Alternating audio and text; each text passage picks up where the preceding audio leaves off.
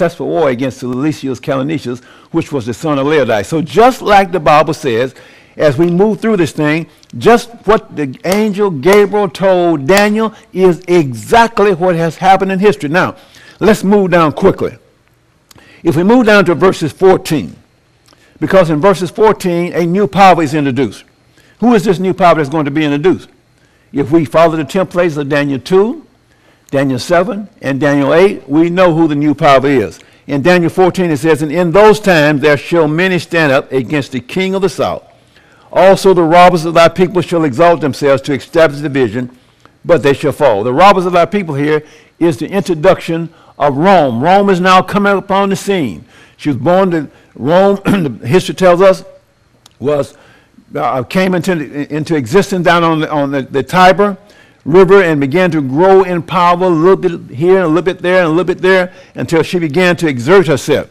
So in Daniel 14, the Bible is talking about the robbers of the people, which was pagan Rome, beginning now young, but coming on the scene. At this time, there's a young king, Epiphanes, down in Egypt, young Epiphanes, Ptolemy Epiphanes. And all the different powers around now deciding how they can defeat this man down here and take up carve up his kingdom, because they have such a young king down there. And so Epiphanes calls on Rome to help him.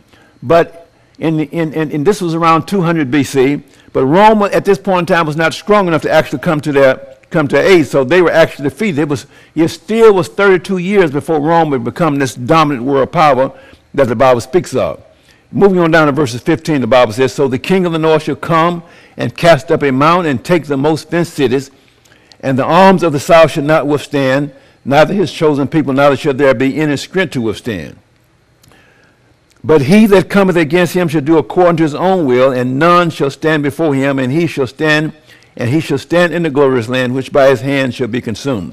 If we just go back to our screen a little bit, we'll look at a little bit of the commentary here. Far away, the Bible says, the commentary says, on the banks of the Tiber, Rome had been nourishing ambitious projects and dark designs. They were small and weak at first, but it grew in strength and vigor with marvelous rapidity, reaching out cautiously here and there to try its proudness and test its warlike arm, until with consciousness of its power, it boldly reared its head among the nations of the earth and seized with invincible hand the hems of affairs. Daniel in Revelation, page 243.